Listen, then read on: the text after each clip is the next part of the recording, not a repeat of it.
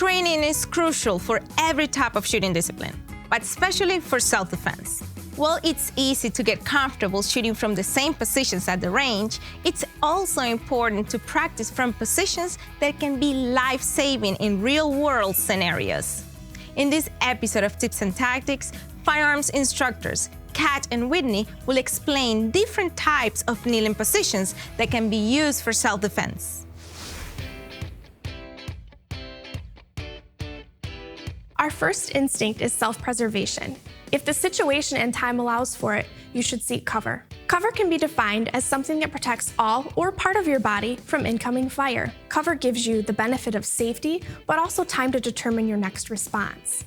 Next, let's look at 3 common kneeling positions that can be used with or without the use of cover. First, let's take a look at the high kneeling position. If I'm a right-handed shooter, my right knee will go to the ground. My dominant foot will be canted inward ever so slightly to allow me better mobility. I will draw my firearm and punch both arms out, either in a modified weaver or an isosceles position. The main thing with this stance is that I have a very tall and upright body posture. Next, let's take a look at the mid-kneeling position. With this position, I'm simply going to turn my dominant foot inward even to a greater degree. That will allow me to actually sit on my dominant foot.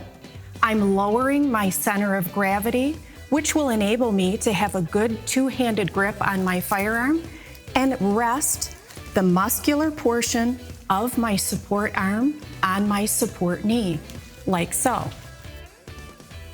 If I were to leave my posture in this tall position and try to use my knee for support, I would end up getting a bone-on-bone placement. Would be very unstable like this. As I lower my center of gravity, I can actually use that muscular portion for balance and stability. Now let's take a look at the low kneeling position. This one is my personal favorite as it allows me to lower my total height by roughly 2/3 of my body stature. This position is accomplished as I turn both of my feet inward. I'm going to widen my stance and I'm going to sit as low as I can to rest on both of my feet. I will punch both of my arms out straight like this. Notice the stability and the range of motion I have in this posture. As mentioned earlier, these 3 kneeling positions can be utilized with or without the use of cover. If you're going to practice with cover, here are some basic safety tips to keep in mind.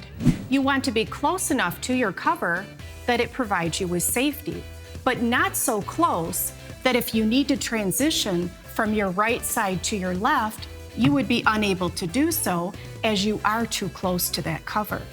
Allow that proper distance for an easy transition from right on over into your left side.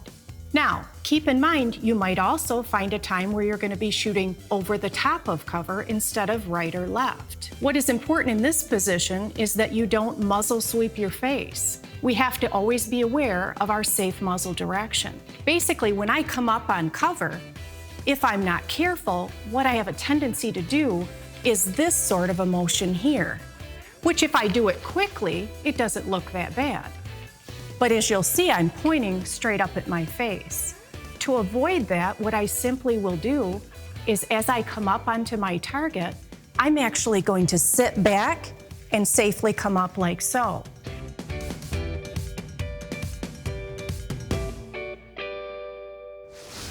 Great tips, ladies.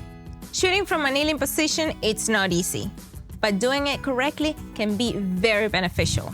The truth is, due to body type, health, or age, not everybody can perform all of these techniques perfectly. However, that doesn't mean you cannot find a kneeling position that works for you. Keep at it with practice and you will find a way to adapt this technique to suit your abilities. It's better to practice at home in a controlled environment instead of during a life or death situation where every second counts. I am Gaby Franco, and I'll see you next time in another episode of Tips and Tactics, sponsored by Cabela's Outdoor Fund.